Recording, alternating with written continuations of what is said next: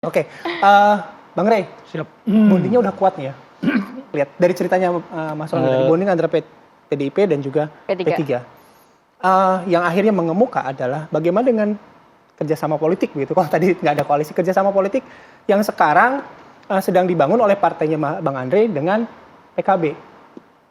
Atau bacaannya Bang Rey bagaimana dengan koalisi yang Gerindra dan PKB ini? Dengan adanya ini nih, kerjasama ini.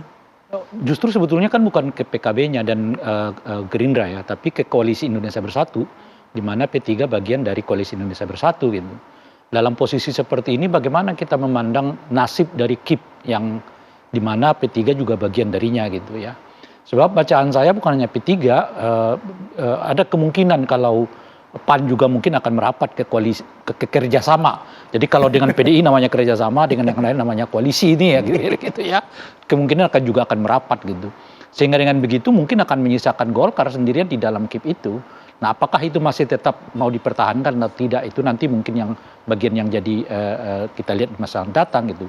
Selama tentu saja Golkar tetap dalam pegangannya bahwa ketua umum harus jadi calon presiden ya. Kenyataannya itu sudah ditolak oleh P3 dengan mengatakan Ganjar sebagai calon presiden, besar kemungkinan juga akan melakukan yang sama gitu. Nah, kalau hubungannya dengan Partai Gerindra dan Koalisi Indonesia Bersatu, saya sih belum melihat ada gejala akan ada penambahan partai di koalisi ini gitu. Meskipun ada orang yang mengatakan kemungkinan besar Golkar akan merapat ke sana, bacaan saya akan sulit kalau misalnya Golkar mau meraih posisi wakil presiden bagi Pak Prabowo gitu. Sebab Pak Caimin dengan Airlangga itu kurang lebih sama kalau posisi elektoralnya kan sekarang ini gitu. Oleh karena itu kalau kita pikir-pikir mungkin akan jauh lebih efektif ya, menjadikan Caimin sebagai wakil presiden dibandingkan dengan Airlangga. Kenapa? Karena setidaknya Caimin punya garansi untuk Pak Prabowo masuk ke sektor kanan kan gitu melalui PKB. Sementara kalau melalui Airlangga itu artinya basisnya tetap di tengah ini, di mana di tengah ini juga bagian dari yang sudah dimiliki oleh Gerindra gitu. Nah, oleh karena itu kalau jadi calon wakil presiden, apakah antara Caimin dengan Airlangga? Ya bagi saya sih akan kelihatan lebih tepat kalau Prabowo mengambilnya Caimin, karena ini bagian dari strategi beliau untuk masuk ke sektor yang kita sebut kanan ini kan, khususnya di kalangan kaum santri gitu kira-kira tuh. Sementara Pak Airlangga hanya berkutat di situ saja gitu. Nah, oleh karena itu bacaan saya kalau kemudian Partai Golkar datang dengan proposal ingin jadi calon wakil presidennya Pak Prabowo, saya kira itu juga akan sangat sulit untuk masuk ke koalisi ini gitu. Oleh karena itu boleh jadi juga Golkar akhirnya akan merapat ke Ganjar atau ya membangun koalisi baru, dan itu juga menurut saya seperti angan-angan. Misalnya sekarang seperti ketemu dengan AHY kemarin begitu ya.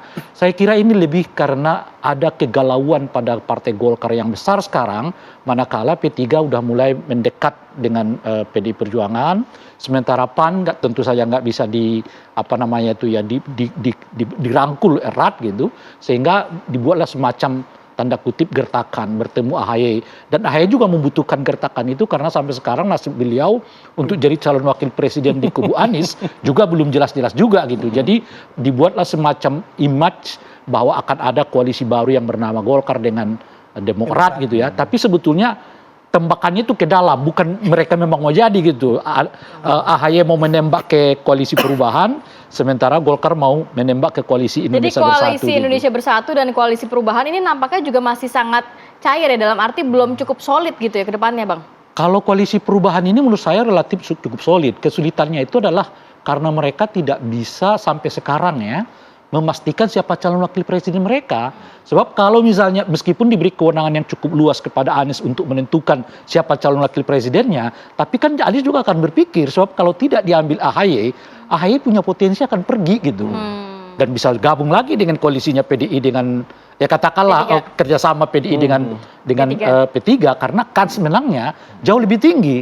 Kalau cara berpikirnya sederhana, kalau dengan Anies saya nggak dapat apa-apa, dan belum tentu menang kan gitu ya. Apalagi survei sekarang tetap menempatkan Anies sebagai nomor 3 gitu. Betul. Lebih baik saya ke kerjasamanya PDI dengan P3 yang kans menangnya lebih besar, dan saya juga nggak dapat apa-apa di sana kan. Betul. Itu kan cara berpikir yang sangat sederhana gitu.